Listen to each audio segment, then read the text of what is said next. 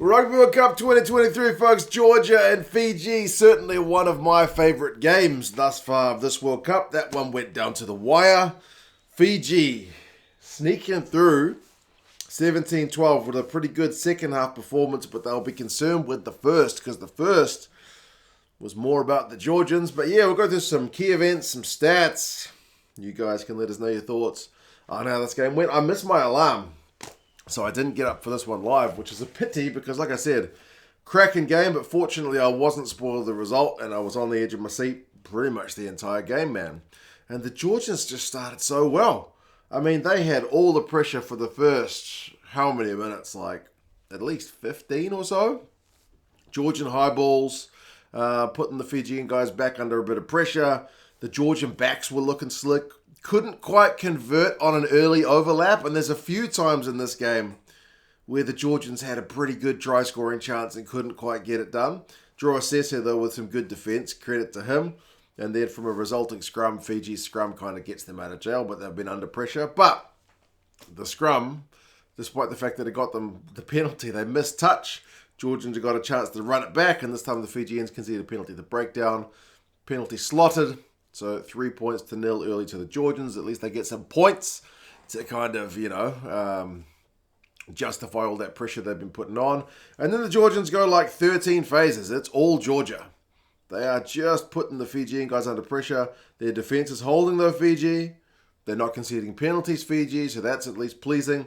Eventually the Georgians have a forward pass. The forward pass leads to a scrum. Scrum leads to a penalty. This time Fiji do find touch. They find touch, but goodness me, their lineout was a shambles in the first half. Lineout was just awful. So they're putting themselves back under pressure. Although, to be fair, when they did have their first attack on about 15 minutes, the Georgians conceded a pretty early penalty, and then the Fijians opted for 3. And the kick was way off the mark.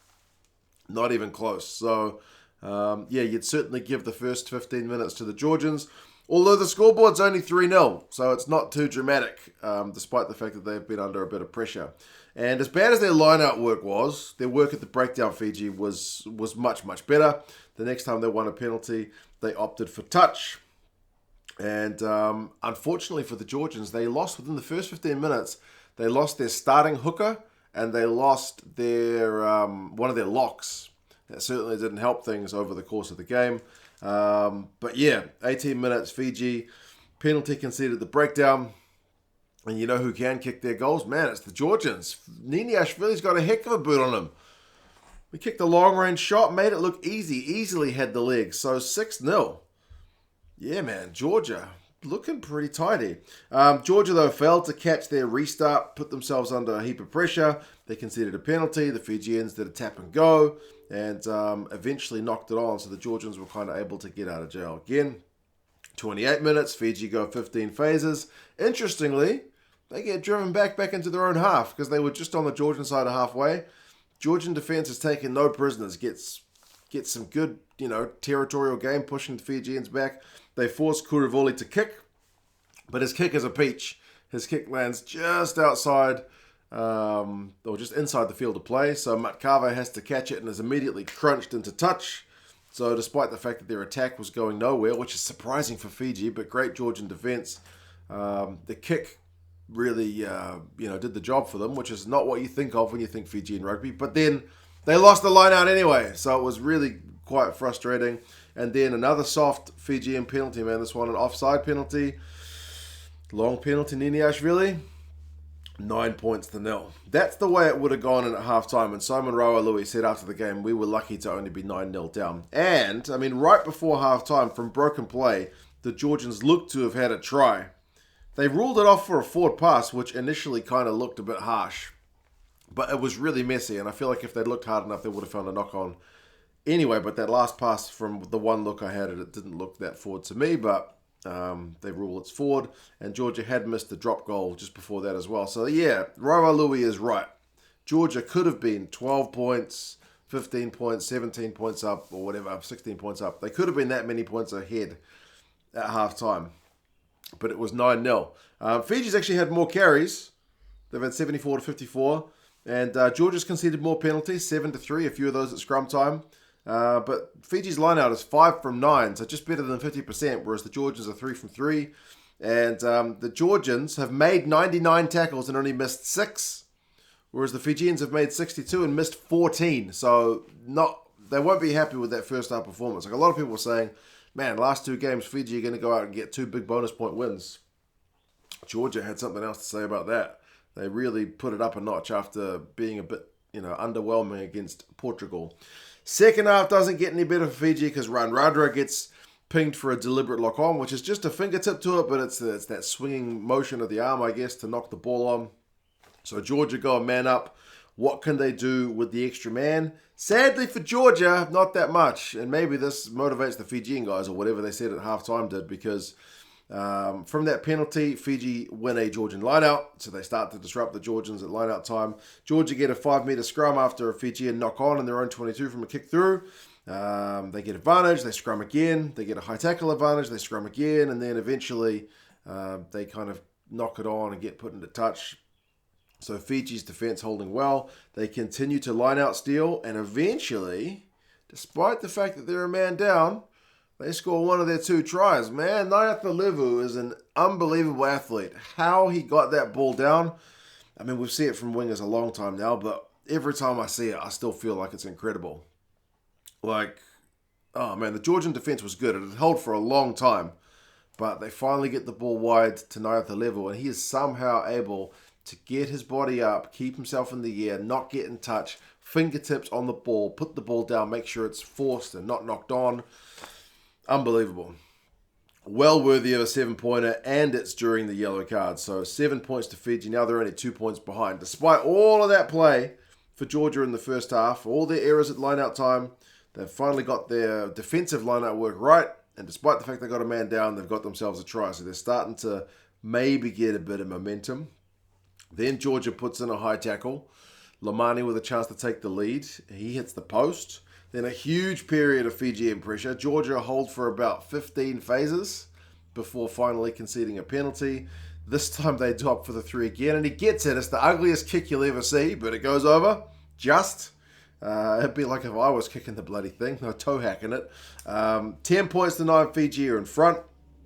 And you're thinking maybe now Fiji is going to run away with it. But no, Matavesi, the fullback, he caught the restart to put the Fijians under a bit of pressure. But that man, Botia, who is a key part of this Fijian side, you feel, he wins them a penalty at the breakdown, which allows them to exit, which is a good turnaround in momentum. And then I assumed it was game over when Ikanivere had a big carry, Botia had a big carry, he offloads to Habosi, who finishes off 17 points to 9. Goodness gracious me, Botia, he's an incredible, on defense and now on attack, unbelievable. So 17-9, I'm pretty much assuming with, less than 10 minutes, well, just over 10 minutes to go, I guess, Georgia can't really realistically get themselves back. Like, if they've gone 70 minutes without scoring a try, I feel like they're probably not going to win this one. Then Georgia do have an attacking line out. They knock it on. Georgia have a good play from kick return. They forward pass it.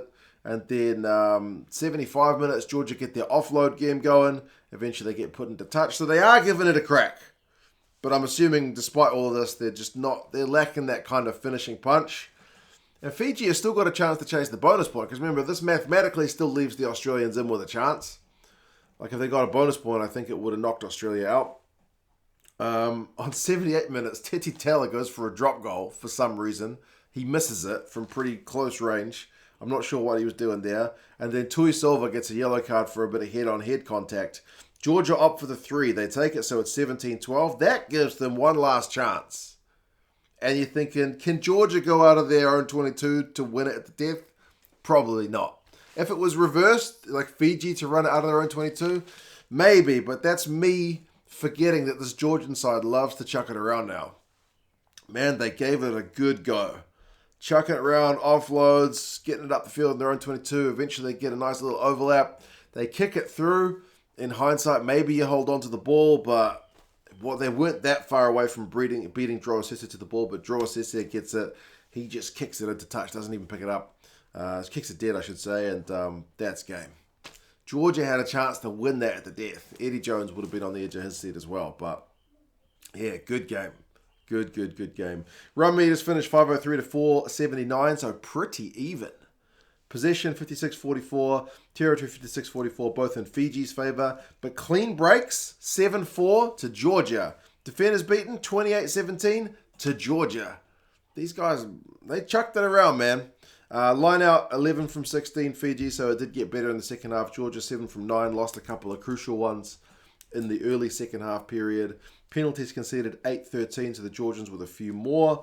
Offloads 12-8. So the Fijians had a few more offloads, but not that many more. Like Georgia still liked to chuck it about. They had less ball. Tackling percentages are going to be a concerning one for Fiji because remember, against Wales when they lost, they only were in the 70s. In this game, they were only 80%, so fell off too many tackles. 113 tackles at 80%. The Georgians, 199 tackles at 92% is a great defensive shift. This Fijian side is full of game breakers. They only conceded 2 tries and made 199 tackles. That's impressive. So impressive despite the loss. They get a losing bonus point out of it. Georgia's got 1 more game to go against Wales. Fiji's got a game against Portugal, which they just need to win, and then they go through to a quarterfinal. I think even if they just get a point out of it, they'll go through to a quarterfinal. But, yeah, there you go, folks. 17-12, great game. I'm off to watch Scotland and Romania, which I'm assuming is going to be a little bit more one-sided, and then I'll watch Argentina-Chile, which I'm assuming is going to be the same. But, yeah, there you go, folks. You guys let us know your thoughts, and talk to you guys again soon. See you later.